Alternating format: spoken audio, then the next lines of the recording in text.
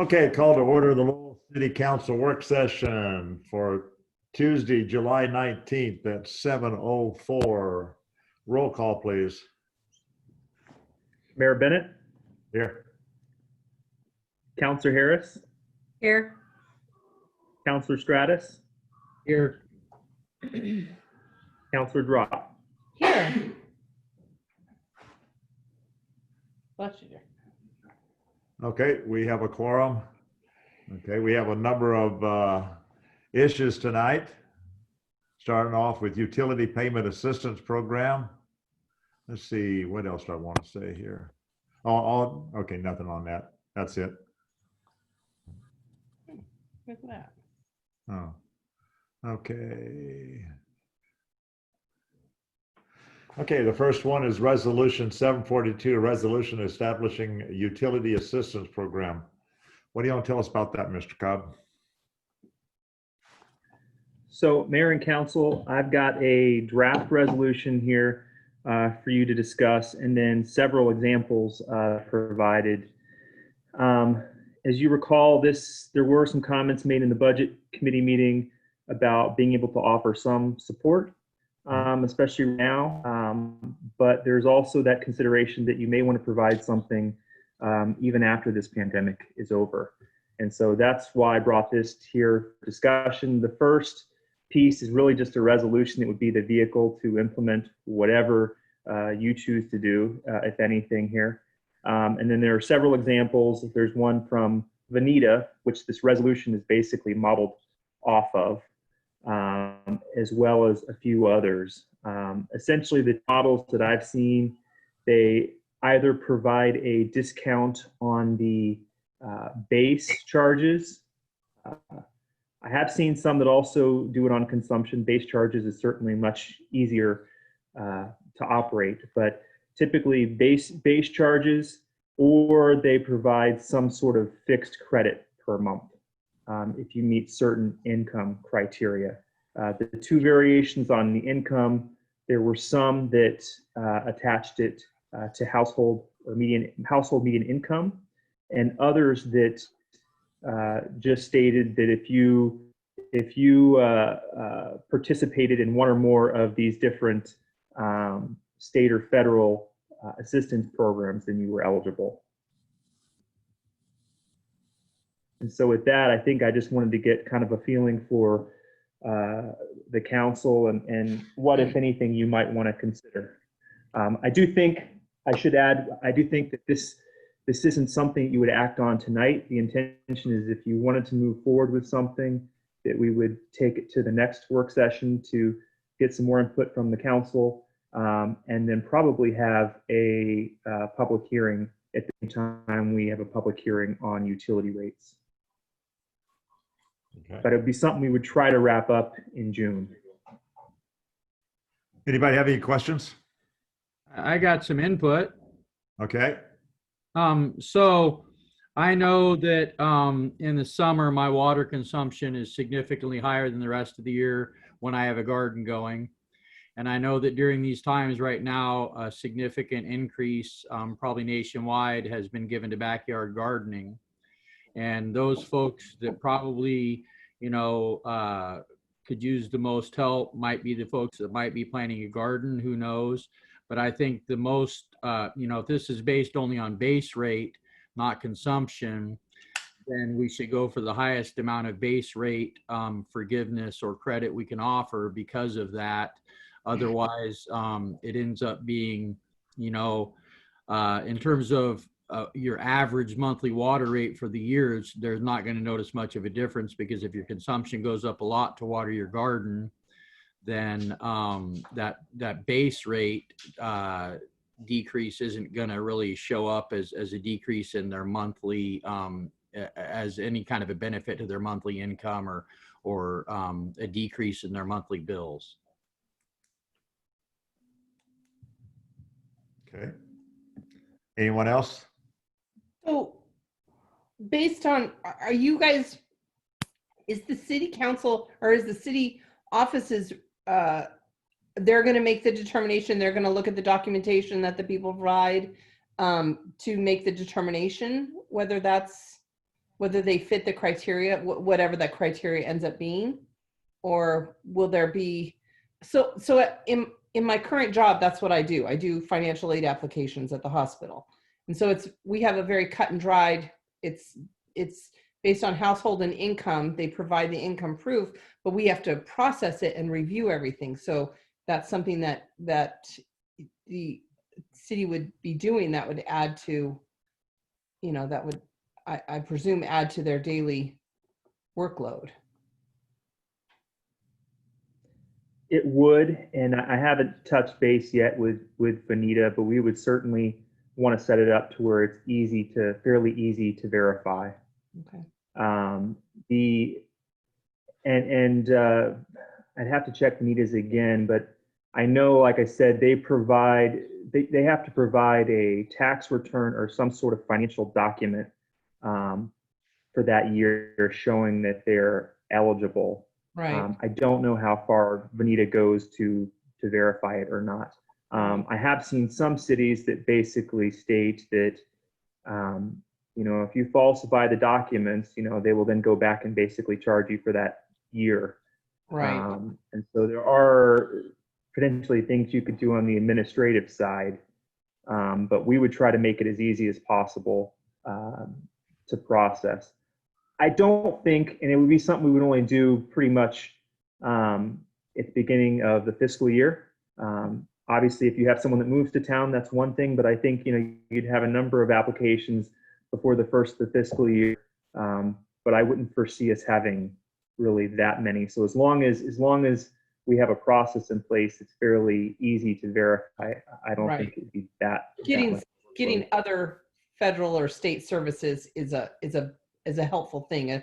The award letter from Social Security is a good document because it has a hard number on it. It's a legal document. Food stamps or another, anything like that would be a good document and make it easier because they already click those boxes. Would make it less calculator dependent. So how And that was long? the city of that did that. Sorry, go ahead, Councilor Harris. No, I was just going to say how long, if they apply for this, how long does it last? Is it forever? Is it, maybe you said that and I missed it. The way the city of Bonita does, it's for that fiscal year. So you have to reapply every year. You could have some clause that and they would have to support this, but if you were no longer eligible, let's say you got a new job and you doubled your salary, you could have some clause that says that they have to then go back on the normal rate schedule. It's not something that we would be able to check, though. People would have to self-report. Self-report, yeah. So do we have, I suppose there's absolutely no way to determine how many people might be eligible in the city and how it might impact our revenues? So the challenging, the one way, I don't know I'm not what saying I kind don't of. want to do it. I just think that's something to think about. Sure. I think when it comes to based on household income, we can get a feel for how many people have we know what the median income is. The challenge is going to be it's based on the number of people in your household. So that part will be a little more challenging to get that information. One thing I would tell you, though, is that last year,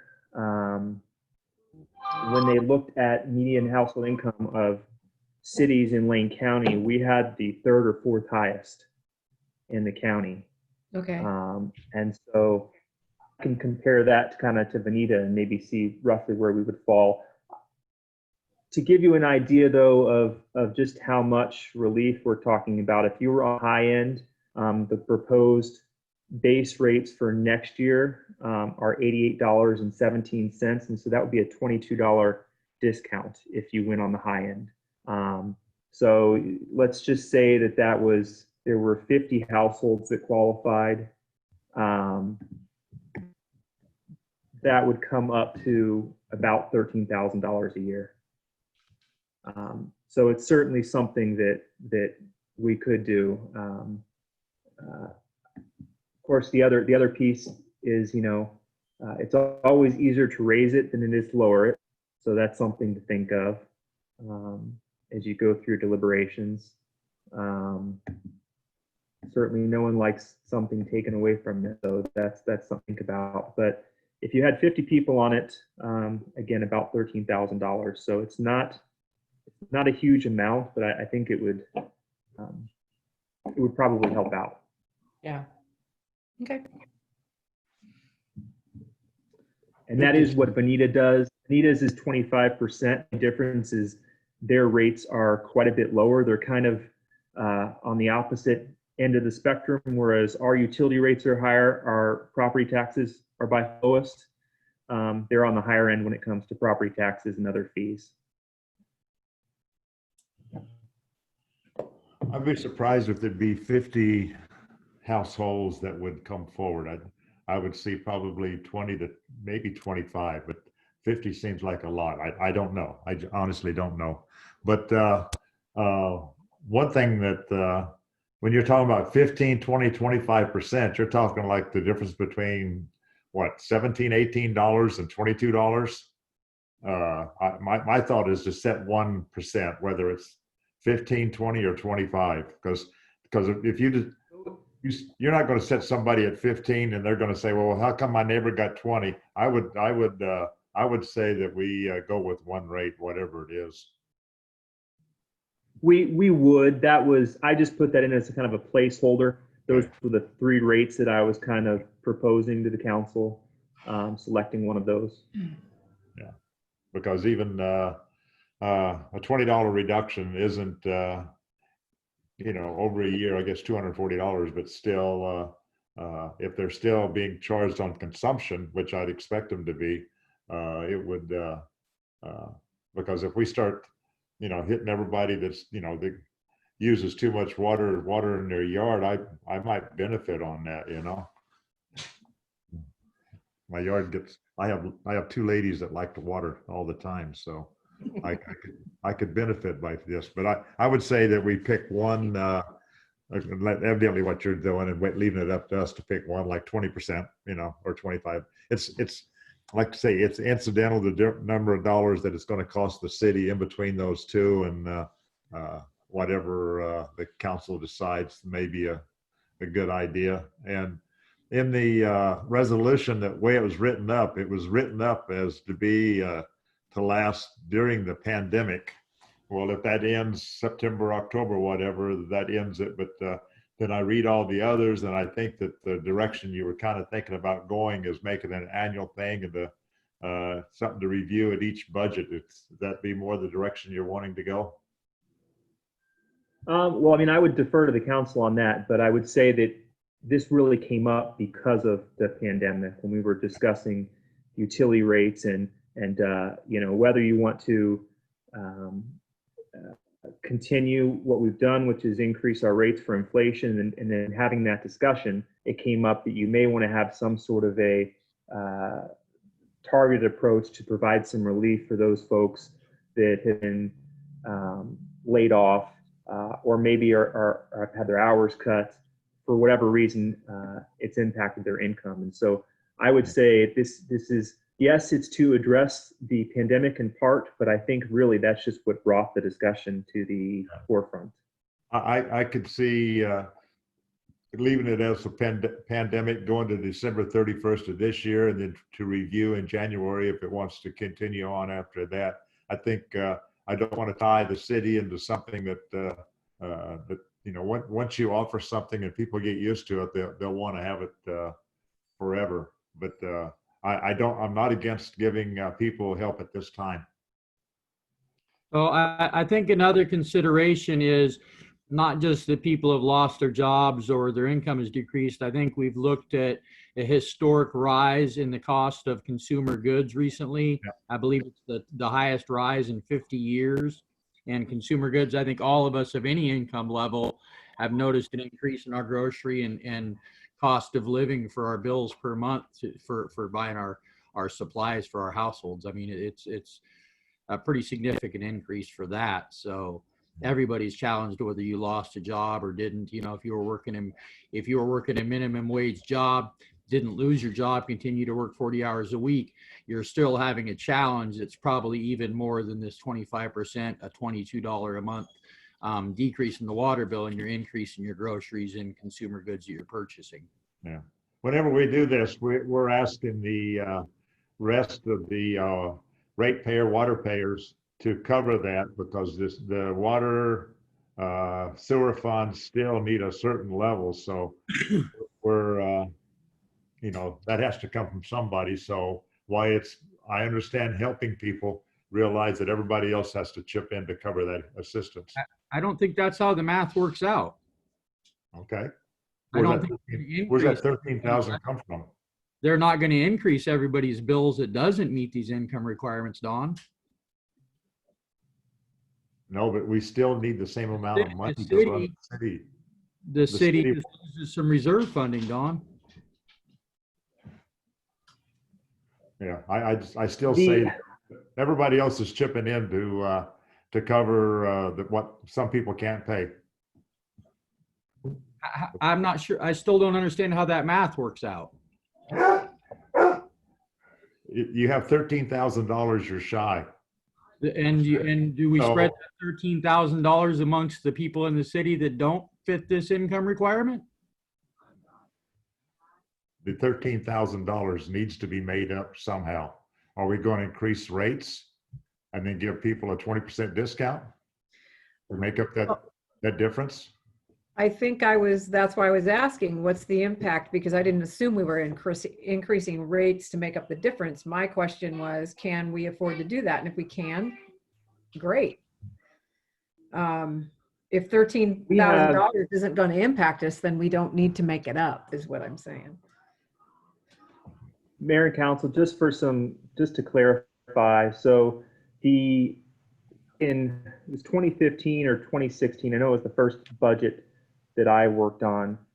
We did have to increase rates fairly considerably because we had certain funds like the sewer fund, that the sewer fund was in the red actually at that time, because rates hadn't been increased for a number of years. The water fund was doing okay, but it wasn't in a great spot either. And so we had to raise rates for water and sewer. One of the concerns, like I said, that came up from this pandemic was that there are certain people that right now in particular will struggle to pay their bills. Folks that for years have had that struggle because it's not cheap. I mean, it's expensive, water and sewer. And so, like I said, this kind of brought this to the forefront, which was, are we going to continue to at least cover inflation with our water rates, which has meant historically about 3% a year. In a lot of years, that doesn't even cover the increase in chemicals and the increase in PERS and other personnel expenses. And so I think, this came up in part because we were still looking at continuing with increasing for inflation this year, the 3%. And so this is a way to provide some relief to those folks that in a good year would struggle to pay their water bills. So I think that was really the behind this. But to clarify, Jared, you're not saying that there's going to be any increase to the rates of citizens who do not meet this income requirement for a reduction, whatever amount we would go to, that the city would basically be the people, the city reserve fund for water would basically be the party that is taking it in the shorts, to put it in layman's term, not every other taxpayer within or water bill payer within the city of Lowell. Am I correct in that? There would not be any special increase. No, it would just be the proposal from staff is just the standard 3% inflationary increase that we've done for, I think, the past at least the past 2 years. The 2016, 2017, we had larger increases. So we would have to Um, monitor our discretionary spending as a city to make up this. Let's just use that $13,000 number you came up with. It wouldn't be something to where every other citizen in Lowell has to chip in more to make up for the people that can't, that would be getting this 25%, 15%, 20% deduction. Am I correct? That's correct. And I think, and Mayor Bennett, you can correct me if I'm wrong. I guess what you're just saying is that it is $13,000. And so, you know, maybe you wouldn't have to increase rates if you didn't have this program. I think that's probably what I was hearing. At the end of the day, I would say that that's obviously the money comes from somewhere. So that piece is accurate, but I'm trying to think of the cities. I know Crestwell has a program, Bonita has a program. So it's becoming fairly commonplace to have a program like this.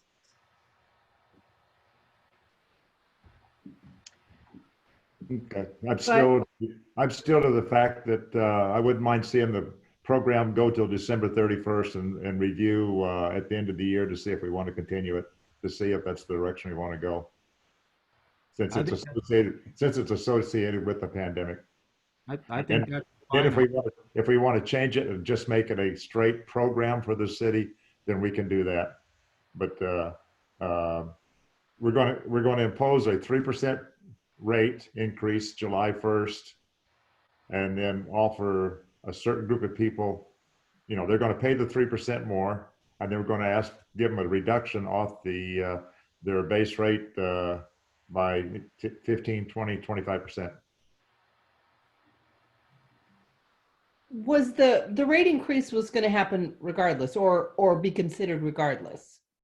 I was gonna say It's- that's something we consider every year, Yeah. right? That is something we consider Okay. every year. Okay. And like I said, the first year it was 10% for sewer and 6% for water.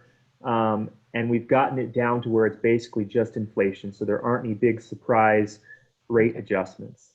That was the goal of staff, to get it to that point. Because nobody likes to have a large increase in 1 year. And that's essentially what happened, because we had a number of years of inflation and rates were never adjusted. Okay. I agree with Dawn. I think addressing it at 6 months is a good idea. Yeah. Well, that gives us the opportunity to try it out, see how it's going, you know, see how it's responded to, and then make sure we're not hurting ourselves. I think we all want to help people. There's no question about that. Right. I would suggest not using Oregon City's income statement. It's very labor intensive. I would say that would just be a whole full-time job, that sheet. And that's another question too. I'll tell you, it's very interesting. You didn't think this would be fairly cut and dry, but different cities use different household income. For, I think it was West Lynn. I don't know if I included them as an example or not, but I think they use the federal poverty criteria, which Yeah, is extremely 1,200. low. It's terrible. I think the one that makes the most sense, Newburgh looks easier. They use documentation from Social Security, Oregon Medicaid, food stamps, a medical card, free and reduced. I don't think the free and reduced lunch necessarily. I think that's higher, but or any other evidence. So you would have to review other documentation potentially, but you know, if they meet 2 or 3 of those, then that would certainly be a much quicker application to review. Yeah, but Oregon City's is insane. And Councilor Drott, I can, and the rest of the council, Mayor, I can check with those, with Bonita and Newport, and get some more information from them. Right. I think Bonita in particular, it would be very helpful to get some information from them, because we're fairly comparable to Bonita when it comes to income. And their chart looks very, I mean, it's easier to read, so something like that, definitely. Oh, you did include West Lynn. I could see a someone renting a place and then subletting a couple rooms. And because in there it says the household income, well, you're not going to be, you should be counting the ones that are subletting. I don't want the city to get into that business. I think if someone comes over and they're that dire a shape and they want to do it, then we accept that there's going to be some stretching of the rules by the people. But it's only $20, so it's hard to get all too wrapped up or excited about wanting to do be too restrictive or anything like that. And like I say, any small thing right now, I think would help. Definitely. The one thing that, let's see, I'm looking at here, it seemed like a lot of the cities did restrict it to single family residences. And I'm guessing the reason they did that was just because if you have let's say an apartment complex that has a master meter, it's pretty difficult to administer something like that. I mean, if people had an individual meter, it's not so difficult. An individual meter in their own account. But if it was for multifamily, that would be a bit difficult. Yeah, not so much multifamily. Unless just everyone. a bunch of people living together, under one roof, all sharing, and one person goes down that the one that's making the least, and he or she makes the claim for the $20. Like I say, it's only $20. It's hard to get too excited about Right. what people would try to do, but I like I say, I still agree that with the principle of the idea of it, I think we should do it. So Mayor and council, so the one thing that I was thinking about by stating that was just that I know that the N Street mobile home park, I think they are on a master meter. And so we might have to see how to address something like that, because I can see that certainly coming up right now. well, they just pay one rate, right? One base rate. I mean, one hookup, whatever it's called, not the usage, but the one base one. They'd only pay like $90 on that, right? Just like everybody else. No, they pay for multiple units. Max, is that correct? Aren't they? I know that they've slowly connected to individual meters, but do you know, don't they have a master meter?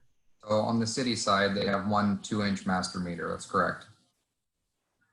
And they don't have any other way of metering the rest of them, Right. right?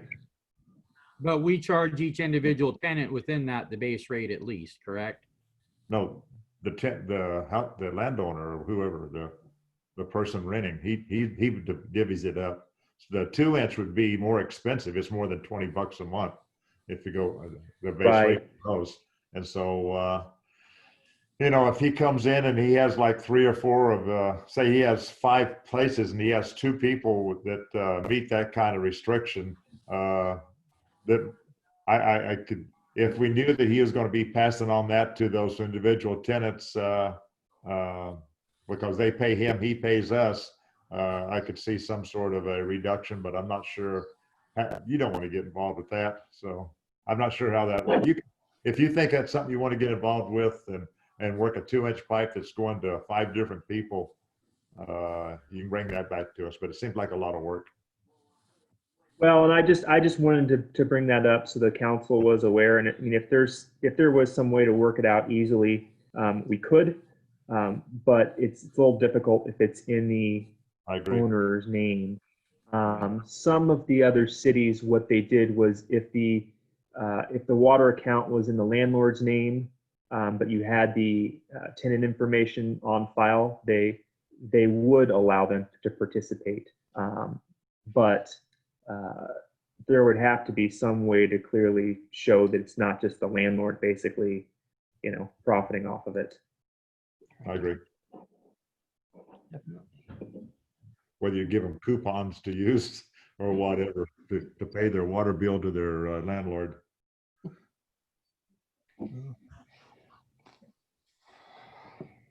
Okay. How many monthly residential water bills do we send out a month? 450, right? About 450.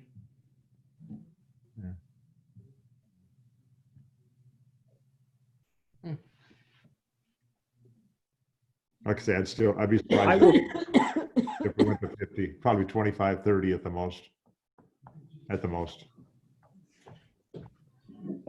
I'll check with Vanita and see if we get their numbers because I think it would help. Okay. Be helpful to have that information.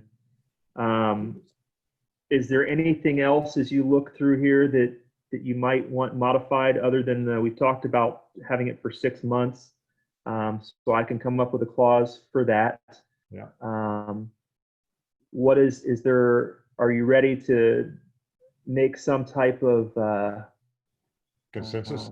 I don't want to say some sort of consensus, yeah, on the percent reduction, or is that something you'd rather discuss at the next work session?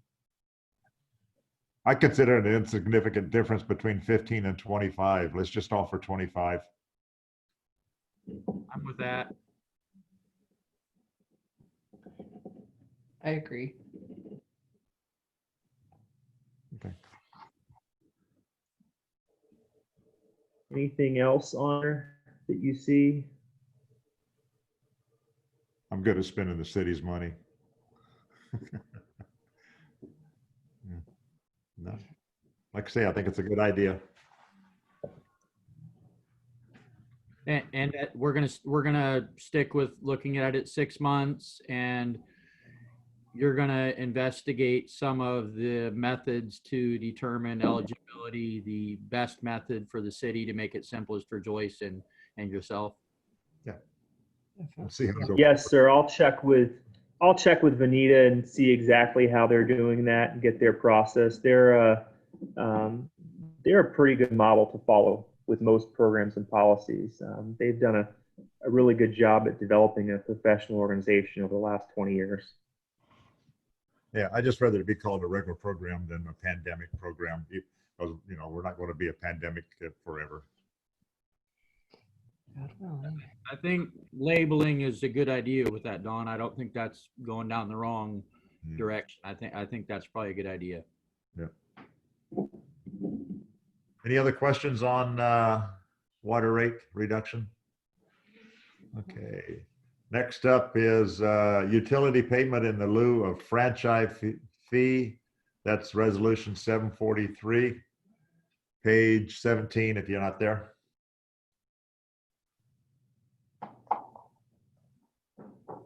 So Mayor Bennett and Council, this is something that we had figured into our current budget. A good way to explain this is your private utilities, so your cable, your telephone, your, I almost said internet, not internet, but your CenturyLink, your Charter, those services, as you know, they all pay a franchise fee. They're 5% with the exception of CenturyLink. And the reason they pay the franchise fee is for the use of the right-of-way, because they are putting their lines in the right-of-way, which is owned by the city. Yes, it's true. Most of the time that gets passed on. They want to make sure it knows that it's going to the city of Lowell, but that is public property that they are using. And so what most cities do is they have two things. They either don't charge their facilities, their parks, their city hall, any other facilities for utilities, for water and sewer, or they do charge for water and sewer, and they also have a franchise fee, or in most cases, they'll have what's called an in lieu of franchise fee, a payment in lieu of franchise fee. It operates essentially the same way, and that your water enterprise fund and your sewer enterprise fund would still pay a 5% fee on sales to the general fund for use of the right-of-way. And the reason why this is done is because your water and your sewer funds are supposed to operate like a business. That's how they show up on our accounting statements. And so this would be consistent with operating them as a business.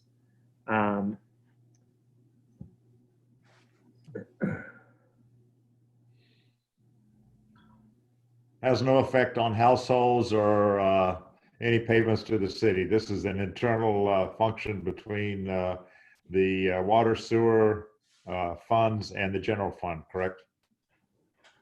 That is correct. So this would be something that would be handled internally. And we would, I'll check with Laylee, but I believe her thought process was we would do that every month. The end of every month when we close the month, we would go ahead and make that transfer. Don't I recall that Bill Trotter also asked us to do this? Mayor, I don't recall if Bill Trotter brought it up or not. I can say it was, again, we've been treating all the departments like our water and sewer are enterprise funds, because they are. We just haven't been doing the other side of it. So, because we pay, I don't have the number right here, but it's in the thousands that we pay into the water and sewer funds for using the utilities. Yep, each month it is. Anybody have any questions on this? Concerns? Okay, I'd say write it up, bring it back to us. Next one up is Okay, and if you have, go ahead. I was just going to say, Mayor and Council, if you do have any comments or any requests for changes on the resolution, please just let me know. Otherwise, I will bring it back on June 2nd. Okay, sounds fair to me. Okay, any other thoughts, concerns? Next up is fiscal year 2021 utility rates, and that's under resolution 744, page 20. Mr. Cobb? So Mayor and Council, this shows a 3% increase on the basic service charge for water, the variable charge for water. It does not have an increase in the bulk rate, and also a 3% on the fire hydrant service and sewer service. The reason we're not recommending an increase to the bulk water rate is because based on the other cities, we're already kind of high on that end. And so frankly, when folks come and buy water from our bulk, using the bulk water rate, it actually helps ratepayers because that's revenue that we don't budget or anticipate. So it does help us whenever we do have someone that buys bulk water. And Max, if I'm correct, I think we've had somebody, the last couple of years, we've had at least one person use the bulk water rate. We did when we had the fires, the Jones fire. There was construction on 58, and so we had a construction company that bought water from us. And so it certainly has benefited the water fund over the last few years. And we're currently selling water to the railroad. We have been for about 4 weeks. Nice. Are they doing construction or what? I'm not exactly sure what they're doing, to be honest with you. God love them. So we need to sell $13,000 worth of bulk water. That's I'm just gonna do right. the math and see what they've already gotten up to, actually. Yeah. There it is. For it, Tim. I was We waiting just for it. covered that. Sounds fair to me. Mayor Bennett, I'm surprised you didn't bring this up, but I did leave one rate off of here that we had last year, which was a charge for gray water. And so I will go ahead and add that. And I was anticipating, since we've kind of gotten off schedule a little bit with our meetings, but we'll still have a work session, I think, June 2nd. And so I can add the gray water there. And if anyone has any comments, we can change it.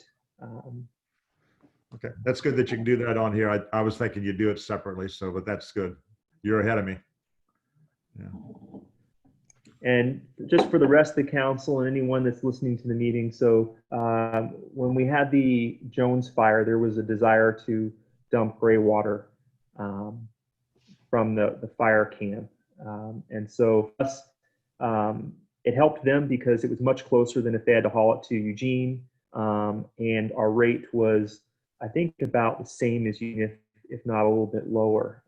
But what was it? Was it 15 cents a gallon, Max? I think that's what we were charging. And so it helped. It helped the fire service, but it also certainly helped the sewer fund as well. And I see where the first forest fires have started in Arizona already, so, you know. We've actually had a couple of small ones in Oregon too. Yeah. So, with opportune time to get this thing wrapped up. Okay. Any other questions about the, that's a 3% increase on basic water and on wastewater, correct? Sir, and then also on the variable rate as well. Yeah, correct. Okay. Okay. Sounds good to me. Any other questions?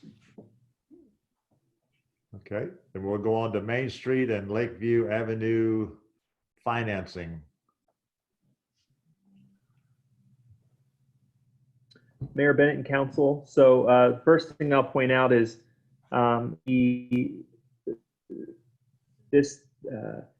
the amount here that government capital is showing is 500,000. That's not what we're looking at. The only reason we did that was because they will only go to 20 years if the amount is 500,000 or higher.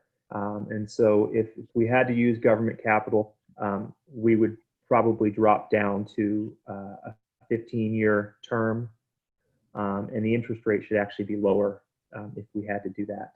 That is one option. We've used them before, as you know. The other option is the state, Special Public Works financing program that they have is offering a rate now of less than 2.5%, and they can still do a 20-year term. And so what we would be looking at financing is, if you recall, we have a $100,000 grant for Main Street, a $100,000 grant for Lakeview, and then we also, those projects, if you did the alternates, we're assuming that you would have to come in with about 150,000. And so that's what the city would be financing there. Now I'm trying to think of the other. Hold on just 1 second.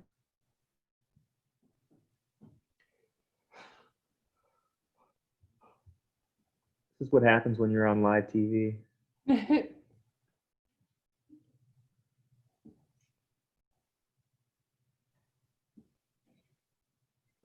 The idea behind the 500,000 was the full amount of everything, just kind of a what if number. That was more if we had another project that we needed to complete. So here I've got my notes here. So it was about another 100,000 for the street projects. And then if we did the water line replacements, that's about another 140,000. So just for round numbers, figuring 250,000 that we would need to finance. That will be paid back by the street fund and the water fund. But 2.5% is one of the lowest rates that I have seen in quite some time. Okay. That sounds good to me. I like 2.5. That comes out to, I'll do the math for you here real quick.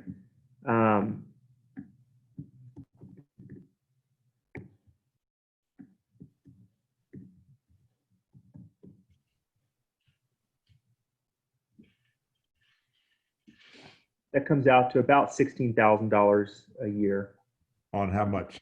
The 500,000? On 250,000. 250. Okay. About a $16,000 a year debt service. So it's pretty reasonable. More than 50% decrease. Okay, that sounds good. That would be doable, I would think. very doable. Any other questions on the, you're going, the funding, hope, financing, hope, whatever? Okay. Next up is the Building Inspection Fund. I didn't get anything in my packet on that, so I take it you're going to supply us with something? Actually, sir, I am not. So here's what occurred. How this timing works. So our accountant, Laylee Nichols, last year had been pushing our auditor about having a building inspection fund. With her experience, that does require a separate fund. You can do it in its own fund, but it's much, or within the general fund, but it's much cleaner if it's in its own fund. If you recall, in fact, a few of the supplemental budgets that we've had have been over building inspection fees. So it's just a little bit cleaner if it's in its own fund. At that time, our auditor wasn't too excited about creating a fund for it. The morning after our budget committee meeting, I had an email from the auditor stating we probably should start our building inspection fund based on all the accounting regulations that he went and reviewed.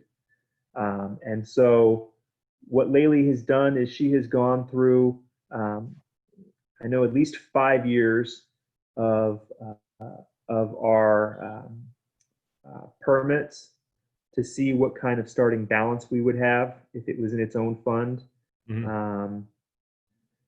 We would like to do it this year, we can, but unfortunately what that requires is a budget committee meeting. So essentially you would probably have, I'm guessing, a 15 to 20 minute budget committee meeting, depending on how many questions were asked, but essentially you would have to recommend that all over again. That can be done. It's, you know, it's kind of a pain that it happens the day after our meeting, but staff's recommendation would be that we go ahead and do that, just so that it's separate from the general fund. Plus, that way, whenever somebody has a question about building inspection and how that's paid for, it's certainly clear if it's in its own fund. You can say that it's paid, you know, 100% by building permit fees. But I wanted to get your input on that. I mean, it could on the following year. It would be good kind of to get it out of the way now. I would say the other reason that Laylee and I were wanting to do this before was because of some of the concerns around the third-party building inspections. I would for that to be an issue, meaning if the state changed course and decided to try to force everyone to use the county or the state, I wouldn't want it to be the accounting that they try to latch on to as saying that that's why we're not in compliance. And so if it was in its own fund, I think it's just one less thing kind of to potentially worry about. Okay. Let's say put it together. Anybody have any questions or concerns? Okay. Next one is the fireworks display. So Mayor and Council, I did receive an email from a couple business owners wanting the city to have a fireworks display. As you recall, last year we had an individual that came forward that wanted to put on a display, and it was kind of late in the process, and we decided not to do it. We were going to reconsider it this year, but then of course we had the pandemic that came upon us, and so that kind of pushed that aside. The original idea was to have food vendors in the park and for it to be kind of a big celebration. And I can tell you from right now, as kind of we discussed at one of our prior meetings, you know, the federal level, they set regulations, the state sets regulation, and then it comes down to the city to where we have some discretion. At this point, we really don't have the ability to allow for a large gathering in the park. We are in phase 1 now of the governor's program, which allows for gatherings around 25 people, but it won't be until phase 2 where you're allowed to have 100 people. And so I'd hate to plan for something and knowing that there's no way we can meet that threshold. Because I think if you had a 4th of July fireworks display and the park was open, you would have well over 100. I mean, we would get 75 just for our movies in the park.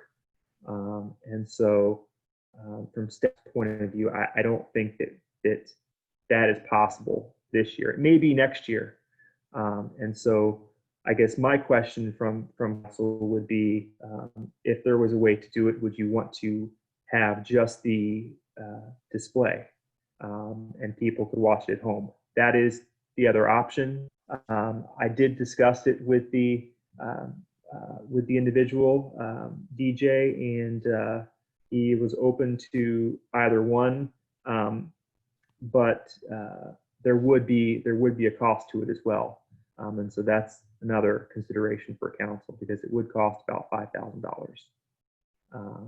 But I said I would bring it to you for the discussion, and wanted to get your input.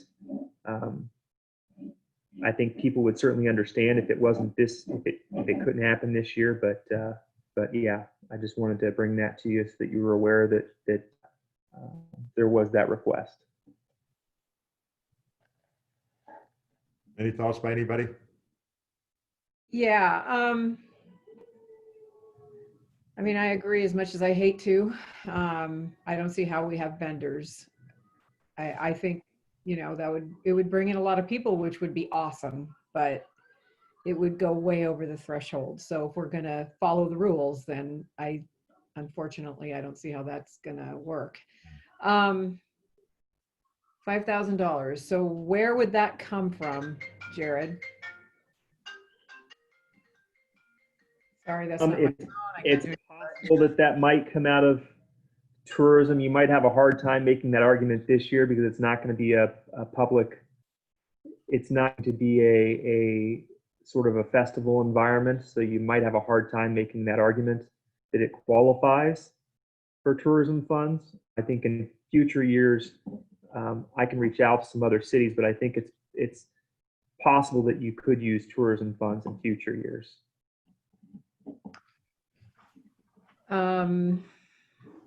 Well, wow. I was just trying to think too. I mean, is there a way in the future years we could even raise some money for it? I don't know, but maybe that would be through having vendors and stuff. But yeah, I mean, Sorry. no, it's okay. Go ahead, Sam. I'm kind of So half. apparently Harrisburg is still going to do their 4th of July fireworks. I'm actually on their site now, just checking, because I heard that they were, and they're making some modifications, but they are still actually doing their fireworks this year. Well, I mean, I'm I not can saying we should. I'm just saying they are. So Well, I could see us doing it. It's not so much we couldn't do the display, because people could, you know, if it was I don't know, where was the suggestion that it would actually be done from? Well, and park? so that's the other piece, and I have not heard back yet, but really the only place in town would have to be the baseball field or the football field. And so it would have to be in partnership with the school district as well. The individual, so DJ, and I'm sorry, I can't remember his last name now offhand, but he is a resident, and he's done these displays for a number of cities. They did the display for 17 years on Dexter, in the Dexter Lake State Recreation Area. Okay. And so these are folks that have done this before. He has a trailer that they use, so they're actually shot off of a trailer. They don't actually sit on the ground. And so certainly I would say that we're lucky that if we wanted to do this, we have someone that apparently has a lot of experience and is reputable. It's not someone just off the street doing it. But there would have to be a partnership with the school. The school would have to permit that in order for that to happen. On the piece about the gathering, though, I would say the challenge, I was able to get some clarification from our CIS insurance representative. And essentially what it boils down to is, and this shouldn't be a surprise, but as long as we follow the governor's guidelines, our general liability policy will cover us. If we do something that does not follow the guidelines, then it was pretty clear that they would not cover any claim. So that's something that we will, I would say, whatever the council decides on almost any event this year, it will be run by our insurance representative, just to make sure that we're following all the necessary guidelines, because there is some gray area when you look at some of these events. And we certainly don't want someone to get sick at all, but then there's also liability involved. And so we just need to be careful on that front. I would think that it would be almost impossible to minimize the number of people that's going to show up, because I think, and from what I understand, Springfield, they have one and they canceled it. Their utility department puts it on. So if the word is out that we're going to have one, you're going to have cars all over the place, and it's going to be congested. So it's not even just about vendors at that point. No. So we did this last year where we came up with, just hours to go and said, let's do a fireworks display. I would rather it go to the Parks Committee and let them start working between the fire department, the school, on who would be doing what, who would be responsible for what, and start, it's almost like the Blackberry Jam. You start almost, 9 months ahead of time on what you're going to do, who's going to do what, how you're going to put it together, and then start bringing it together, who's going to control the parking, because I tell you what, right now in town, there's about 8 shows that's going on in any 4th of July. So, so we don't have any shortage of fireworks shows going on here already. But if we announce that we're going to have one, all the people that used to go to Dexter and pay to get in or whatever, and Pleasant Hill, the church there, they're all going to head here. They're from out of town, because people are wanting to get out of their houses and do anything. So if we say we have something here, we're going to be like a magnet, and everybody in the world is going to get to see us on news. But it's a great idea, but start it earlier next year. And Mayor Bennett, just for clarification, like I said, this did come up to us late last year, and DJ certainly understood with everything that had gone on this year that we probably wouldn't even consider it this year. Since it was brought to me, though, I wanted to make sure I brought it to the council, since there was a request. But I did have the discussion with DJ that the council could discuss this for a future year, and if we do that we just need to give him advance notice so that he can plan for it. Because he's certainly this is something he does for a living, and so it's something that he's obviously very excited about. It's been brought up in prior years and last year especially, because there wasn't the display on the Dexter side. And so I would say he's flexible and open. And so if the council does want to consider something in a future year, just let me know and I can then. He was even open to the idea of looking at a barge, because they used to do that in the past as well. He doesn't own one, but is certainly open to looking at going down that path if that was something that the council, the school district, fire district was more comfortable with. And so more or less, I guess, just wanted to get some feedback that I can provide to him, and that doesn't have to be tonight if we're talking future, but just giving plenty of advance notice. Well, Yeah, go ahead. Jared, be sure and tell him that we're incredibly interested. If it wasn't for COVID-19, and probably earlier would be better, but this would give us a year to let's start talking about it for next year and figuring out how to do it, because some great ideas, and it could be a super fun thing for the community. So not that we don't want to, but we don't, it's like Don said, at first I thought, well, we could just do it and people could stay, but Don's right. We'll probably get 1 million people from town. Right, and Which even is- if we open up to phase two, that's still, what they're It's saying is still- 100 people. Yeah, I mean, you just And can't so- have that many people. We Yeah. don't have space, so we just probably really can't do it and shouldn't based on we'd be liable. Our Right. insurance wouldn't cover that. So unfortunately, we're just not in the position to do it, but tell them we're really sorry we can't because Definitely. we always love to have those fun things for our community. And I think he did mention that all of his displays had been pretty much canceled this year. So he's not surprised.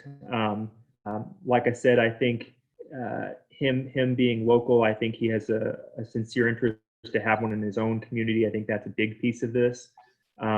He did work at Tannerite for a number of years, and so he gets his products from Dan Tanner, and I know that Dan puts on a show at the Pleasant Hill Church, and so I think that's where a lot of this is coming from.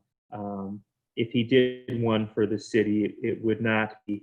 I guess what I'm saying is it wouldn't be to make a profit; it would basically just be to cover costs. Because $5,000 is cheap for fireworks. In my mind. Correct. That's a small show. If he's, It is. if he can do a He, show for, he, go ahead. sorry, Mayor. I was going to say he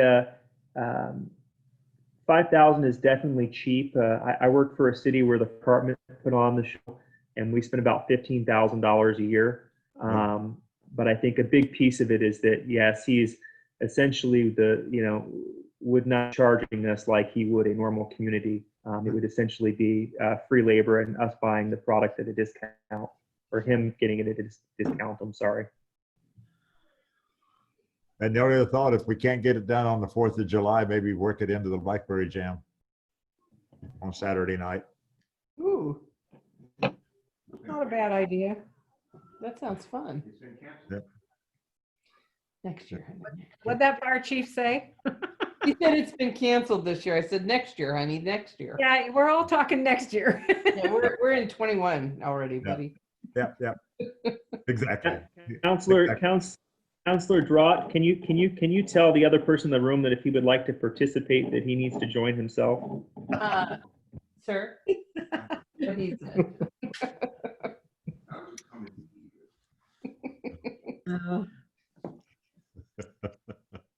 Public comments later on. Yeah. Anything else on the work session that I didn't see or hear? Well, just for clarification, so it sounds like what I'm hearing is then just have a discussion with him about talking about possibly next year. Definitely. And coming up with a proposal maybe for the council to discuss later on, Yeah. maybe in the fall. Yep, I think that's a good idea. Yep. Yeah. Okay. Okay. Mayor and council, I do have one more thing for the work session. Okay. I know I emailed a copy of it to you.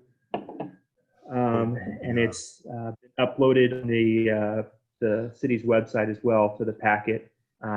But we did get The a parade. special event permit request. When I first read this, my understanding was that it was essentially going to be folks in their cars. And now since I've read through it again, it looks like they're wanting to have the kids actually walk and the parents be in the cars. And so regardless of what, I guess if council decides that they want to permit it, I would just have clarification from the insurance that if this doesn't fall underneath that gathering rule. I don't think there was a mention of how many kids would be graduating. If it's 8th grade and kindergarten, like I saw, it's not going to be, well, Not going to be a lot. No. well, it could be. I don't Kids. 20 and 20? well, Yeah, but by the time you get 20 kids and 2 or 3, 4 parents to monitor them, you might just go have Jessica put them in smaller groups, you know, and so that they, you know, we don't want the appearance that, you know, we have like 30, 40 kids all in one big huddle and a whole bunch of parents around them and stuff like that. It just, bad optics. But if she can keep the groups smaller so that they're separated and then have them, I guess they're going to walk each kid down one at a time down the street and everybody toot their horns and everything. Well, if they do that, then it's not a problem because they will be distanced. It's just the staging part of it where they're staging at the very beginning where that'd be the only concern. It would be Wow. the optics. That would be the school's concern more than ours, right? They, Yeah, but still it looks bad. Yeah. Well, yeah. well, Yeah. the main thing they're getting a permit from us though is to use the street, right? Correct. So how And they would need,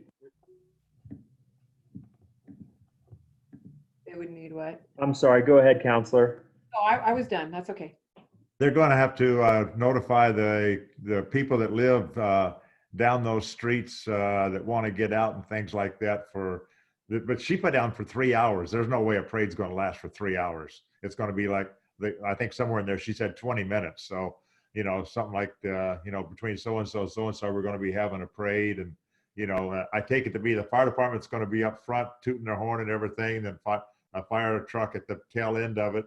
And whether the fire department or our public works puts out signs to say this street's going to be closed tomorrow or something like that with a little TP signs that, you know, they usually, whenever the people that paint the streets, they put out a sign that says this street's going to be painted here, do not park and stuff like that.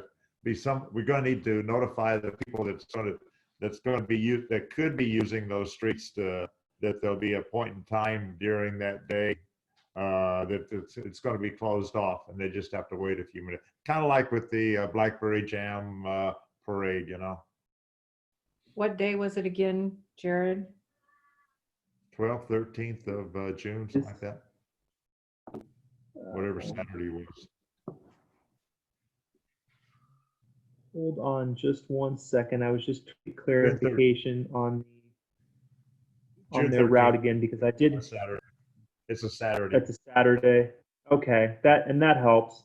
I did have them change their route because they did want to have it on Pioneer, and that's just pretty difficult It's a county road. because it's a county road. So that requires a little more. But essentially, Woodshop parking lot going down Lakeview. Lakeview, right on Moss, and right on to Main, ending in the high school parking lot. I certainly don't foresee it being 3 hours. No. And it did show that she had already taken into account the social distancing aspect of things. Yeah. Or that was your notes. I wasn't clear on whose notes those were. Those were Ms. Cardwell's notes. Okay, so she's aware of what her limitations and expectations sounds like are. Well, they're, Yeah, go ahead. they are very, very aware of what they've got to Yeah. do. I don't think that'll be a problem. No, not at all. I'm What just was the saying they've requirement? stated it, so clearly Yeah. it's there. What would they need from the city for the parade? So that's going to depend on whether or not the fire department is able to assist. We would certainly help with trying to get barricades and stuff out in time, but we would definitely need some assistance from the fire department to be able to allow it. Just because I don't think we have the staff, particularly on a Saturday. And it said 100 parked cars, so I take it they're going to kind of be nose to tail down Lakeview, Moss, and Main, just kind of stretched out That was All her proposal. all along the route. Okay. I didn't know if they're going to park in the. I almost got a feeling like they could park in the high school parking lot and then they walk over there and watch them go by, but it looked like they're going to stay in their cars. Well, and she says the graduating students will walk separated as per Oregon guidelines, so they're right on track. Okay. Yeah. Okay, like I say, the traffic control, who's gonna lead them and stuff like that, that'd be the only thing. Well, they may have that figured out with their own Yeah. people too.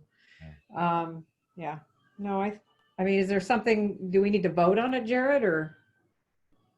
Yeah, so we'll have it in the regular meeting as well, as an addition. And my recommendation for that would be, if you're going to approve it, just that it, again, I will submit it to our insurance provider and attorney just to make sure that there's not something that we're missing. So I would say it would be subject to approval from city, county insurance services. Right. So would she Because also need to otherwise, like I said- contact the fire department? Yes. Okay. Okay. I think it's a great idea. These kids have got cheated out of so much of the year. That way, it makes it something special. Definitely. They do. Yeah. Yeah. There's no other way for them to do anything for them, so. No, If only we had We go- some way to communicate with the fire department. we can all show up. and honk our horns. Only. We can all show up and honk our horns. We will. Yeah. Mayor and Bennett, just so you're aware, I do anticipate getting one from the Lowell School District as well. Okay. And we did receive a request to use the library for the quilt show, the library parking lot.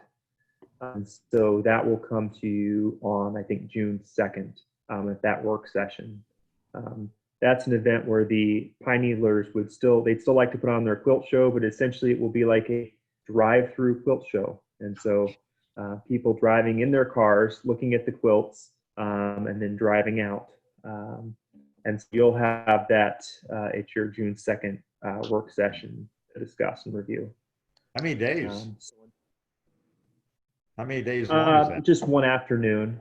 Just Okay, one that's- afternoon. That's a big production to put. I'll hang all those things up and everything, and then take them down at night and then put them back up again. So, Sisters does it. but Yes, they sir. And this, say- okay. it was made clear too that this would be a slower show than in years past. But they've done it so many years that they wanted to find any way that they could still put it on. Yes. And so, but you'll get that request at the next meeting. That sounds like a good idea. Okay. Okay. Anything else on work session? No, sir. Okay. Then why don't we adjourn at 8:17? And well, people need to take a break, or we want to keep moving? Let's keep moving. Okay. Yep. Okay, let's call to order the regular session for Tuesday, May 19th at 8:17. Roll call, please. Mayor Bennett, Here. Counselor Harris, Here. Counselor Stratus, Here, Counselor Drott. Here. Okay, I'll lead us in the Pledge of Allegiance. I pledge allegiance to the flag of the United States of America and to the republic for which it stands, one nation, under God, indivisible, with liberty and justice for all. Okay, let's see here. Okay, first up, we have the approval of the agenda. I think the only thing that came out differently on the agenda was the special meeting minutes for May 20th. Those were substituted. So I think everybody got a new copy of those. And wait a minute. Where are you? I lost myself. Okay. Okay, the first thing we have is the consent agenda. Okay. Let me, And Mayor Bennett and Council, like the mayor just stated, We did send a revised copy of those minutes. That was on me. I saw the file and I added it and thought, well, that was quick. She got those meeting minutes done in like a day, and they were not completed yet. So you should have all received a copy of those minutes in your email. Okay, we have the consent agenda. Okay. They include the city council meeting of April 21st, the work session for April 29th, special session May 14th, financial report March 2020, and check register for April of 2020. Do we have a motion to approve? I'll I'll make a a motion. motion. Go ahead. I'm sorry, Tim. Go ahead. I make a motion to approve the consent agenda as presented. Okay, we have a second. I'll second it. Okay, we have a motion second. All those in favor of approving the consent agenda as presented could signify by saying aye. Aye. Opposed? Not hearing.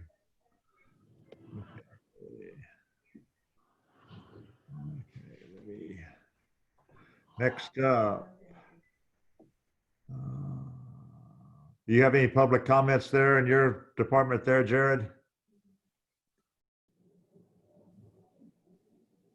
We do have one member of the public on. I'm not sure if you would like to make comment or not. No. Oh. Okay. Good. It does not look like it. Okay, And we have no one here at the library. okay. Council comments? Okay. I guess we're on to staff reports. Mr. Cobb? Yes, let me get down to it. Me too. Page 101.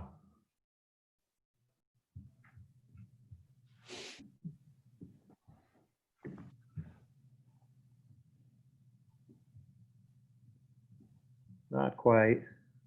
This is what I get for using my computer to also share the packet. Okay, here we go. All right, so a few things to discuss all tonight. The first is just an update on the coronavirus and where we're at. On May 15th, the county did enter phase 1. So that did relax some of the restrictions, one of which is you can now get your haircut. So I got my legal haircut today. But I will tell you, things are much different, than they were in past years, and that they did follow the guidance very strictly, and so you still have to wear a mask, as well as anyone in there also has to wear a mask. So staff wears masks as well, and so it was just kind of good to see that in action. But there are a number of things now that are permitted. You can see that there's an opportunity to move to phase 2 in 21 days, as long as cases continue to decline, and there's PPE available, contact tracing resources available. The county seemed to put together a pretty good plan. Their plan has been posted on our website, and so you can see the contact tracing was the one I think that a lot of people typically would be concerned about, but they had quite the staff on call to assist with contact tracing. And so that was great to see. And then also testing capacity. So I did attach that overview of phase 1 and what that entails. So you have that for discussion if you would like, but so far things in Lane County are going pretty well. I think as good as we could hope for. Do you have access to thermometers and stuff like that for whenever we open up? Those little head for thermometers or whatever they are? So we don't have them now. I would say there is a part of the discussion for reopening, for instance, City Hall was more than just going into phase 1. We have ordered some materials to put up barriers at City Hall by the front counter, Yep. As well as a door for us to the restrooms, because with the discussion that we've had, we're trying to still keep folks separate in case there was some type of break in the community. And so our city clerk, Joyce Donnell, has her workspace. Max Baker, Public Works Director, has his workspace. They each have their own restroom. I'm working from my house, which is a block away. And so I have my own restroom at our wastewater plant. There's a restroom for the person at that plant and as well as the water plant. And so we're all pretty spread out. To kind of deal with this. And so the reason for putting up the door was just to be able to keep the public separated as well. And so those are the things that we are planning on at City Hall. We have also ordered masks so that if for some reason our staff does need to go out and have some interaction with the public, they're prepared. One of the interesting things about the response is that with the guide, essentially it requires businesses to provide masks and for their employees to use them. There is a gray area when it comes to public employers. And so as of right now, or as of yesterday, Lane County was not requiring their staff, front county staff, to wear masks. But we were instructed that if we had any of our staff interacting essentially with the public without some sort of barrier, that they would need to wear PPE. And so we've gone ahead and just ordered them just as a precautionary measure. But right now, the only person that would interact with the public would be the city clerk. And so I think by putting up those barriers, we're covering our bases there.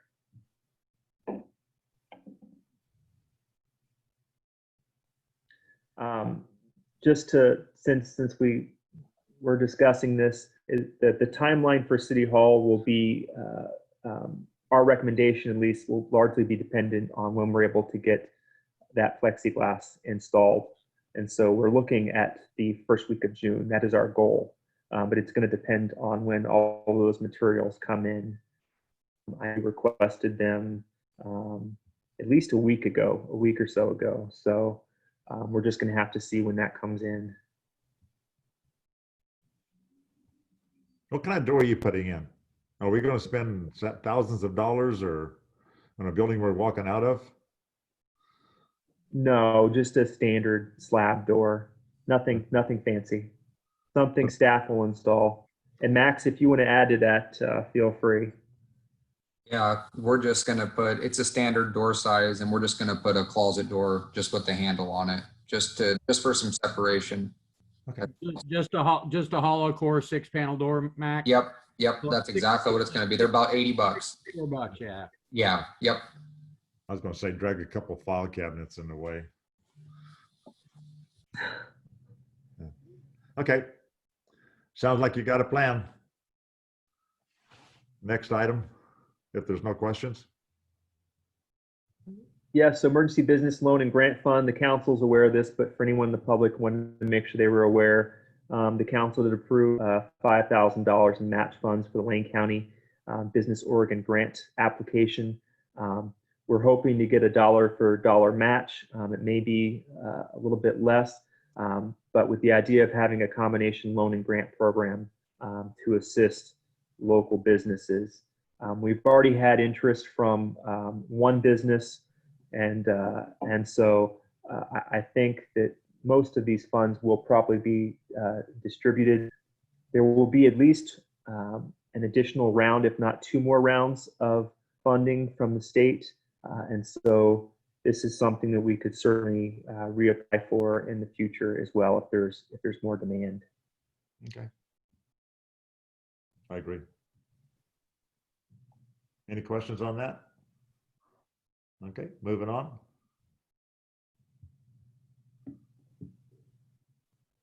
Okay, so project updates, library renovation, and we actually received another donation even after I printed this. And so we're up to almost $5,000 in donations, which is about halfway towards our goal. Our goal for private donations from individuals was $10,000. And so it's looking like we'll be able to get pretty close, if not make and exceed that goal. If there's anyone that's interested, the information is available on the website. They can certainly call us. And then this express bill pay, we also have a link for them to pay online as well. And so we're going to try to push out, I think, some materials on smaller donations. So far, all the donations that we've received, except for maybe one, were $1,000 or greater. We've had 2 individuals that have been $1,000 and another $2,000 donation. And so far people have been very giving, and it's been good to see the support. Good. Nice. Okay. Main Street and Lakeview Avenue, those bids open this Thursday at 2 o'clock. And so our goal is to bring them back to the City Council on June 2nd for a special meeting to approve. Any questions on that? Okay. League of Oregon Cities. This is really intended for the business community, but they do have a website that they've set up called Small Business Navigator. So if you Google that, Oregon Small Business Navigator, that will come up, and it provides a lot of guidance for small businesses. These are the types of things that Rod Babel with Oregon Rain is also putting out to businesses in Lowell, Dexter, Fall Creek. And so we'll continue to share that information as we've received it. This next one is going to be interesting to see how it's implemented. And I will say this, seeing this alone justifies keeping an emergency order in place. Governor Brown has agreed to share a portion of the federal funding that the state is receiving. For this first round, we got the email yesterday stating that we had 4 days to apply. And so the reason I say that you probably want to keep the emergency order in place for a while longer is because if we did need to take action, that would allow you for you to call an emergency meeting. Right now, we don't have anything that we're going to apply for because it's still pretty specific, and we haven't really expended any funds. One of the challenges and one of the questions that I have for the League of Oregon Cities is that a lot of these programs are being made up. I don't want to say they're on the fly, but they're being put together very quickly. And so it's harder for a smaller community to commit resources to something if you have no idea whether or not you're going to be reimbursed. And so one of the things that struck me was that apparently one of the eligible expenses is business support. So a business grant or loan program. So essentially some cities have put out hundreds of thousands of dollars to help local businesses. And I don't know if they're aware of it or not, but those expenses are eligible. And so they may have known that. That's not something that we were aware of. And so, from a smaller community's perspective, I would think it would make a difference to the council if you knew that money would be reimbursed. But it's harder to put out money for a program when you're not sure what reimbursements you'll receive and what kind of loopholes you'll have to jump through. Go ahead. It sounded like there was a comment.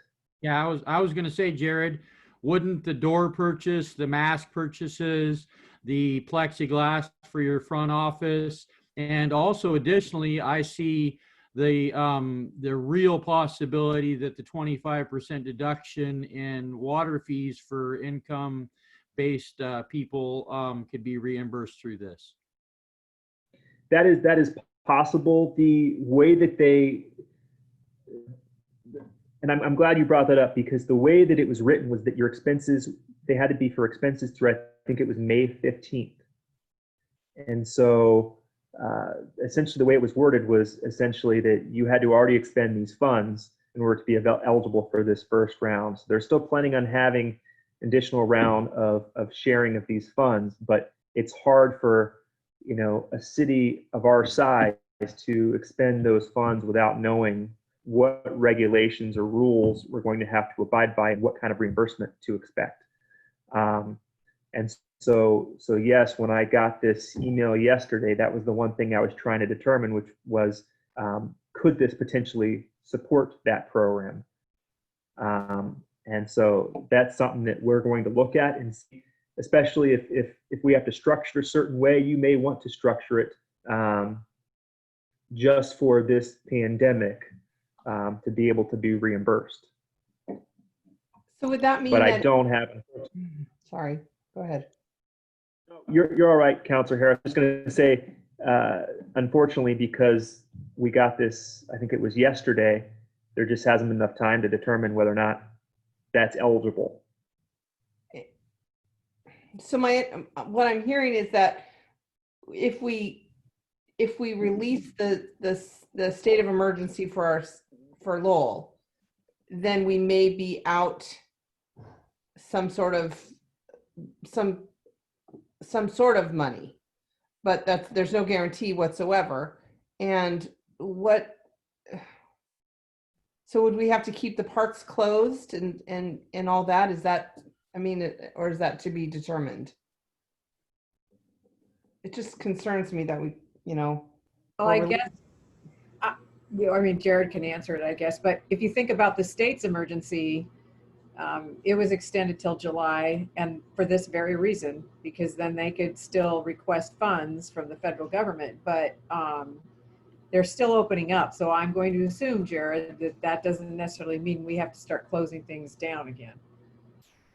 That's correct. So for a good example, I think is when we had the snowpocalypse, as everyone likes to call it now. We never declared disaster for that, but we were still eligible for funds. I would say the challenge is just that if something were to come up on the fly, we would not necessarily be able to call a special meeting. We would not have as much flexibility with procurement. So there are certain procurement rules that essentially are relaxed when you're in an emergency declaration. And so you may have some challenges there on timing. And there's another, I've got some notes to kind of share with you when we get down to the resolution.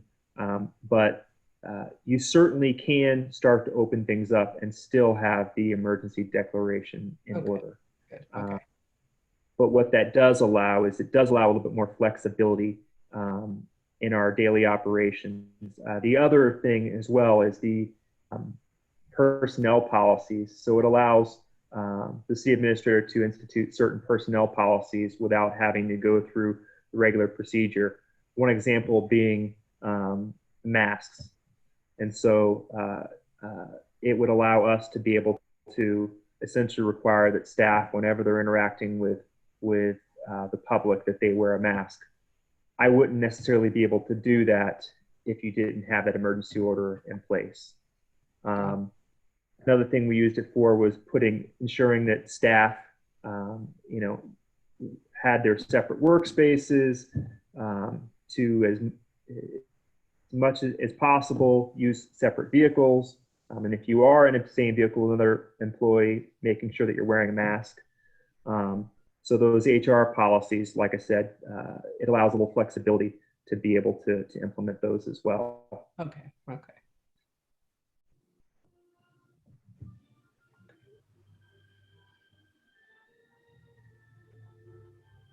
Any other questions? Okay. Not hearing any. On to the quarterly financial reports.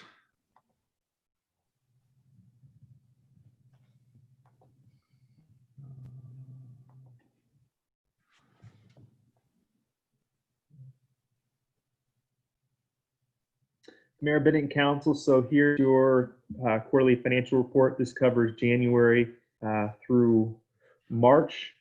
You can see we're still, we've got a pretty healthy balance in our operating funds. Right now, our revenues are about 35% of budgeted. Expenditures are also at 31% of budgeted expenditures.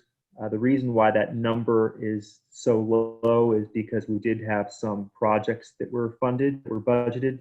And so the most important thing is just seeing that you're expenses are below your revenues. So the first sheet we can look at here, if I can zoom out, is the cash balance report. The general fund still has a 76% unrestricted balance, and so that's still very healthy. The water fund, the sewer fund are still in pretty good shape. The street fund is honestly, as we go into this next year, that's the one that we're going to have to watch, because we do expect that revenue will decline pretty dramatically. Most cities have taken a 20 to 30% cut is what they've been budgeting, and we've budgeted 20%.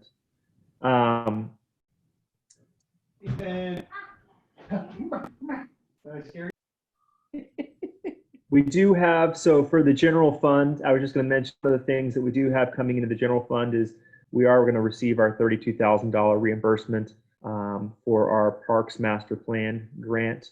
So you see that come in, and that is on the expenditure side. And so that will help with that fund. And then our first of 3 FEMA projects is finally in the last phase. So we should receive some funds from that as well. That's taken a long time, I think, as you all know. And that's the other piece of knowing that even, I don't know how fast they're distributing the coronavirus funding, but you know, there's always a lot of paperwork involved. And we did quite a bit of paperwork for what will end up being a reimbursement of around $30,000 from the snowstorm. Any questions on this overview here?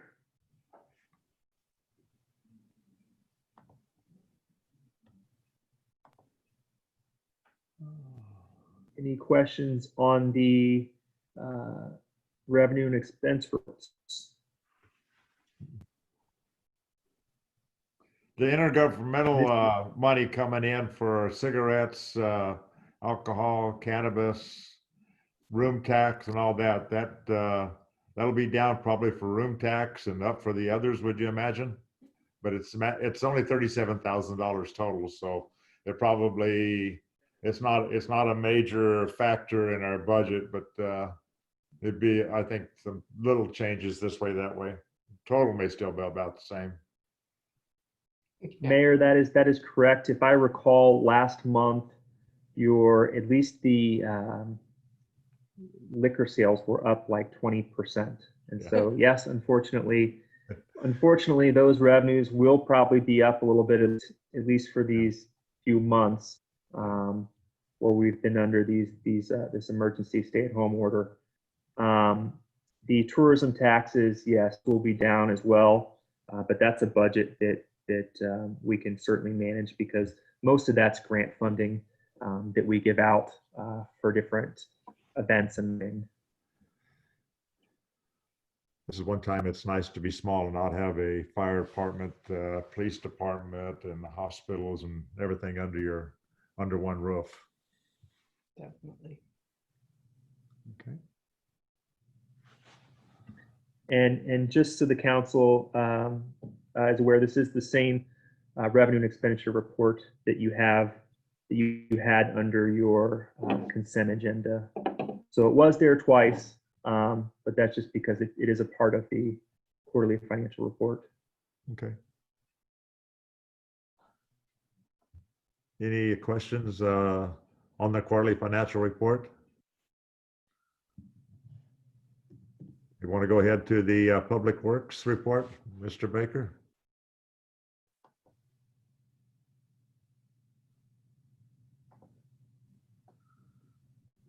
Technical difficulties here. How do you get out of? Never mind. I got it. Okay. Okay.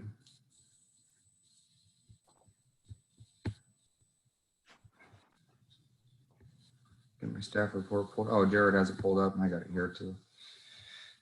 Okay, staff report, street and parks. We were doing pretty good on the mow until we had a little bit of the weather here. So continue to mow, trim, and control noxious vegetation citywide. We own a pretty extensive amount of property, I'm sure you guys are aware of. So it's pretty much a full-time task for at least Bob, and then a little bit of help from us.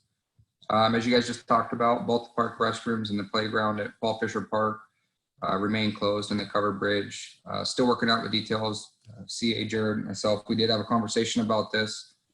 So hopefully we can come to some kind of resolve on that. Wastewater treatment plant, the annual TMDO report was submitted and accepted by the Department of Environmental Quality. A lot of time goes into that report. That's the report I gave you guys a presentation on shortly before all this happened. So it's pretty good to get a satisfactory acceptance letter the first time we submit it. That's the first time it's happened since I've worked here in 6 years. So that's a pretty good achievement for us. Water treatment plant distributions. On May 11th, we started sampling the required mandatory cytotoxin sampling. It's the blue-green algae sampling. This will continue every other week until the end of October. The sample results from last week that we got back was a non-detect. However, coming back from town, I believe it was Tuesday, I did see a very small amount of algae close to the covered bridge. This recent windstorm and rain has already pushed it through the reservoir. So hopefully we have a mild year. We'll keep our fingers crossed, but see what happens. Any questions on that? I mean, most of you guys were here last year, so I think it's just a repeat. Everybody good? Okay. Staff installed a new inch water service for Cortland Manufacturing, new business up in industrial. 2 water meters were also installed at new homes up on Sunridge. And also the annual water report was mailed out. We put it in the Bridge article this year, posted online, and then hard copies available to the public. Training and certification. Nick is actually scheduled to take his wastewater treatment level 1 examination tomorrow. And Hunter is taking his water treatment level 1 a week from tomorrow. So good motivated staff, eager to get its certifications. And as promised, I said I would add code enforcement back to the staff report. This is just the stuff that I've done. I know Jared has done a few also, but we did get 1 door hanger, and we have asked 2 vehicles to move, and both people replied already. So, Any questions? Your seeded patch over there in Rolling Rock Park is greening up nicely. yes, sir. It looks very good. That was a lot of work, but I think it's going to look nice. So You Thank- put the seed out, and the Mother Nature helped you. yeah, we got very lucky on that. We didn't have to water it. So Okay. Thank you, Max. thank you. Next is the monthly police report.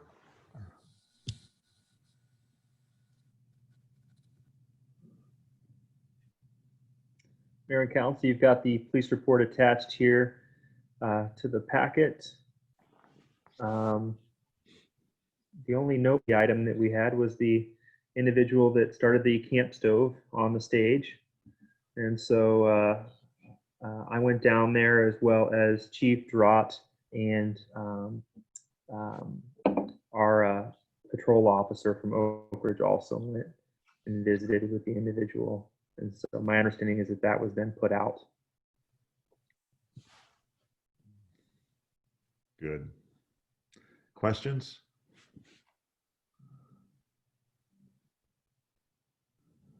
Okay. No old business, new business, resolution 741, local state of emergency declarations. Mr. Cobb, would you like to speak to this? Yeah, so Mayor, Bennett, and Council, I know we've kind of already touched on this a few times tonight. Originally, I was not thinking we would need to extend this. However, after consulting with some of our other city managers, a number of things did come up. One of which was the availability to call emergency meetings. That was one reasoning for it, but also on the HR policies, that was another consideration, because things are still changing. Even though we're several months into this, things are still coming down from the state that we then have to find a way to implement.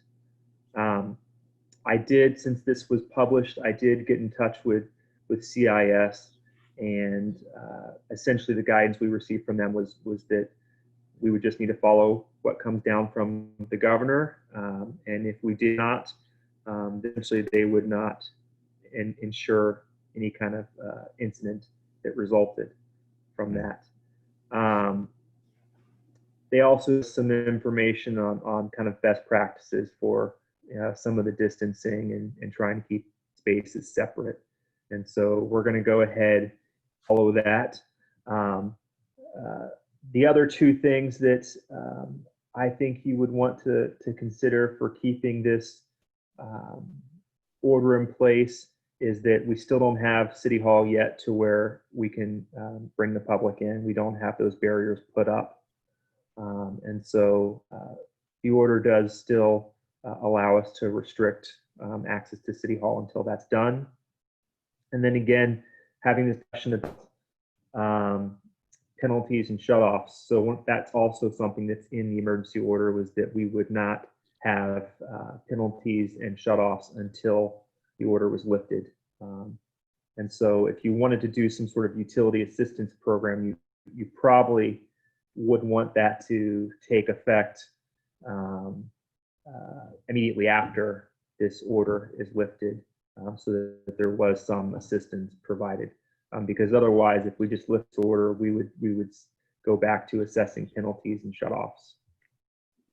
Jared, Yes, sir.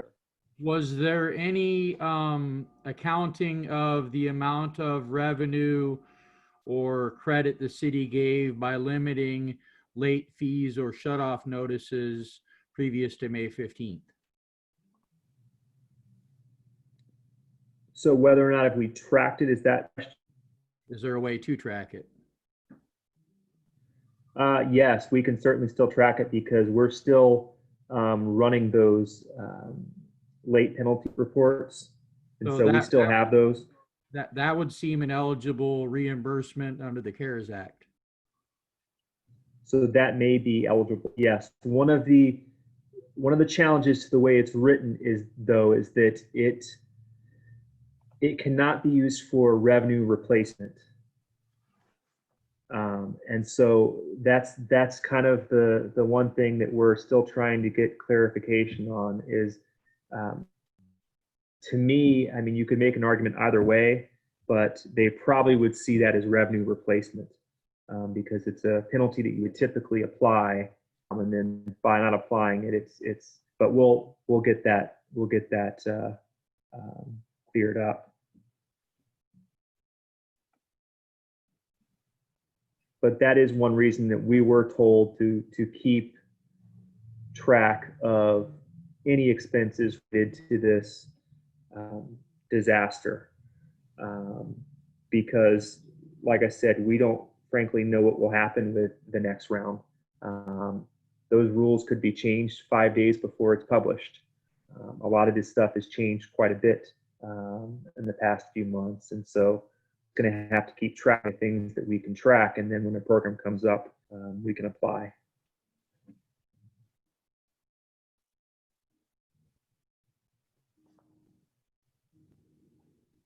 Okay. Any other questions of Jared? Do we have a I motion? did provide some I'm sorry. correspondence as well with the other, I'm sorry. I just wanted to mention I did provide some of the correspondence, the kind of the polling that I did with the other managers, and kind of the consensus was that most were going to start to reopen in phase one. But certainly I know Cottage Grove was one that they still needed to do some work at their facilities to be able to provide that barrier between customers and staff. Yeah. I saw that. That was good to include, and we're working in the right direction.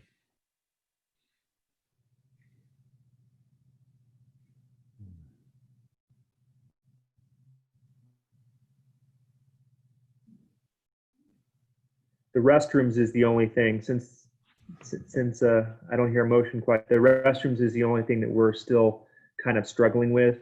And that is because we'd like to reopen those in phase one in the next, but I want to make sure that we do it in such a way that we're not putting our own staff unnecessarily at risk by doing that and cleaning those restrooms.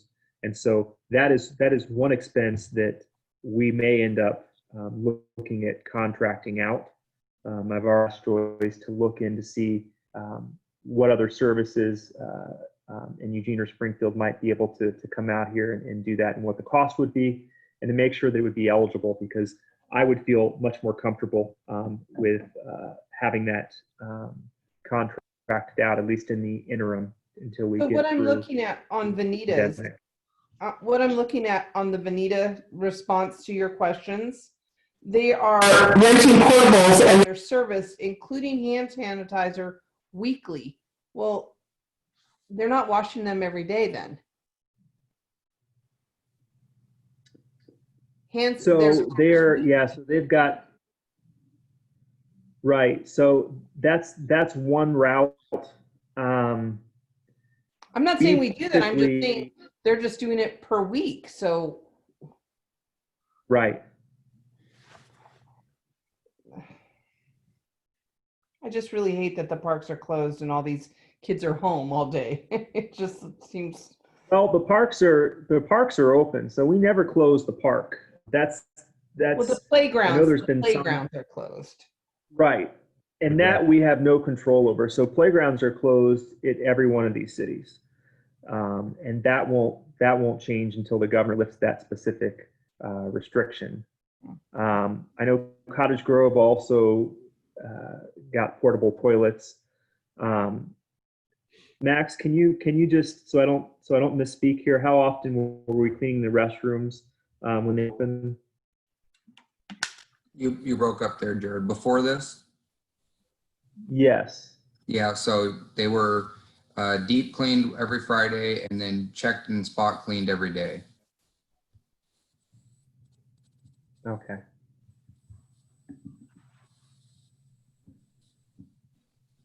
With the exception of Saturday and Sundays. Just checked on Saturday and Sundays. Right. And so my concern would just be if we open our restrooms, that we're able to, protect staff, but then also clean them regularly enough to where that's not, like the one point of exposure in town. Because one thing you'll notice is that even a lot of businesses that have opened, they have not opened their restrooms. And so Today that had that sign up. And so we'll look, I know CIS is working on putting some more guidance together, but that's kind of the one area left that we kind of haven't quite figured out yet. I would, again, if the CARES Act funding can be used to cover that, that would be great. I think that would be very helpful on our part. But we just want to make sure that they're clean for everyone's safety and then also for liability as well. Definitely.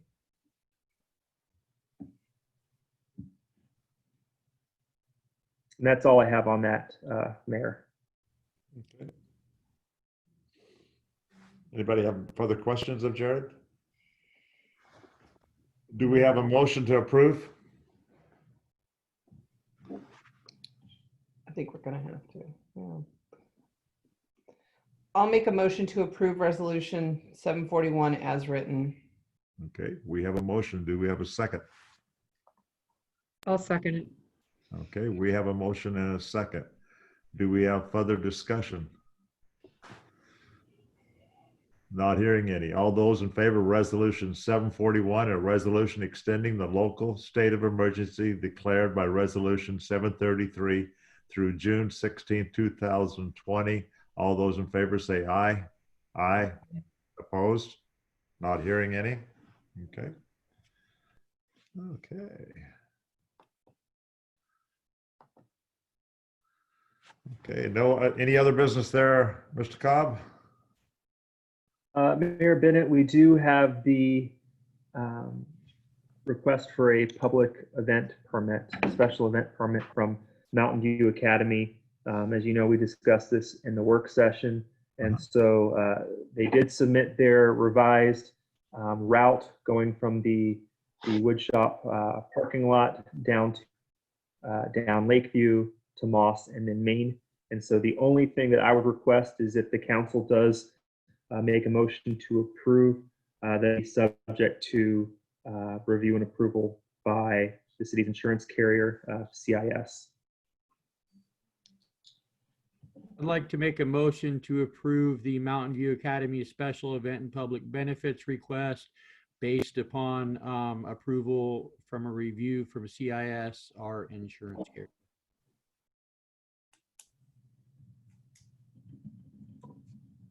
Do we have a second? I'll second. Give it to Sam. Okay. Okay, any other questions, concerns? You'll take our thoughts back to the group about some of the questions we had about congregating and timing and everything else, because I know it says for 3 hours, but and also, but if I live down that street, Lake View on the far end, to be told I couldn't come out for 3 hours, you know, I probably, I normally wouldn't come out that time of the day, but I'd probably find a reason I wanted to. So, you know, just let the people know when and more exact on the time, and that would be good. Okay. And there we'll certainly do that. Part of it would be having a traffic control plan in place so that we could make reasonable accommodations. Okay, and I think it's great that they're trying to do that. And like I say, high school, if they want to do something too, then we can kind of see how Mountain View does, and they can, I don't know, dovetail on the end of it. Okay, all those in favor of the special events and public benefits for Mountain View Academy for the June 13th parade, subject to review and approval by CIS, all those in favor say aye. Aye. Opposed? Okay, not hearing any. Okay, any other business? Okay. Not hearing any. No mayor comments. Community comments. And any more applicants for the open city councilor position? So we're looking No, at, sir. Okay. Are we going to be acting on that at our next win? So Mayor, you have, right now, we've got those interviews scheduled for June 2nd. And so you can make a decision at the June 2nd meeting, or you can do that at a later date. Okay.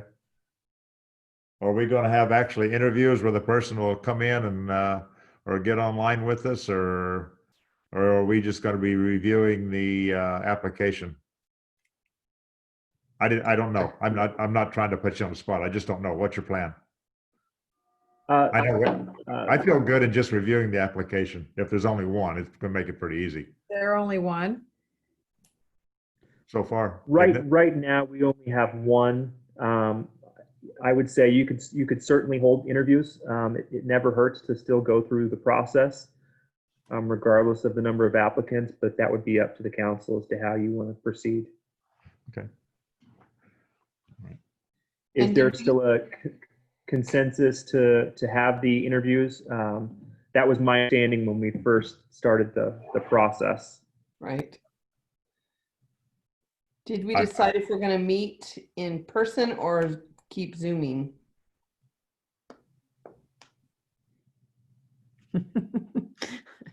That's up to the council as well. well, I think to be respectful of the extension of the state of emergency and to be respectful of the, you know, various protocols that we're trying to set a good example for throughout our community, I would say that continuing our Zoom meetings, which seem to be actually pretty functional overall. Right.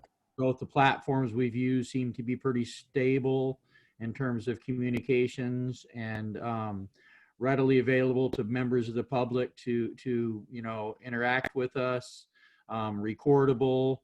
I think overall, my personal opinion is continue with these for the time beings. Yeah, you know, we're in phase one, and basically, if you look at, you know, the encouragement is to still stay teleworking and so forth. So in my mind, you know, this would fit into that. And so another couple meetings at least probably a good idea while we have the state of emergency. Probably. Until phase two, is that kind of the consensus I'm hearing then? Yep. Until we Yes. move into phase two, allowing for larger gatherings? Yeah. Yeah. That'd be a good idea. Yeah, that will allow us enough leeway that if we had a significant participation from community members, we could still hold that meeting and not have to call it off if too many people showed up or something. Right, right. True.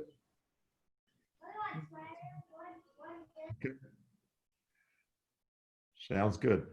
Sounds like Gail's having a community meeting at her house, unless that was. It wasn't me. That's my 4-year-old grandson and his dad. Oh, good. Well, we'll let you get back to them. I have no mayor comments, no other community comments. Anything else by anybody that'd like to ask before we adjourn? If not, we're adjourned. Hey, Thank you. thanks, you guys. Have a good night. Yeah, 9:05. Night, everybody. Good night. Night now.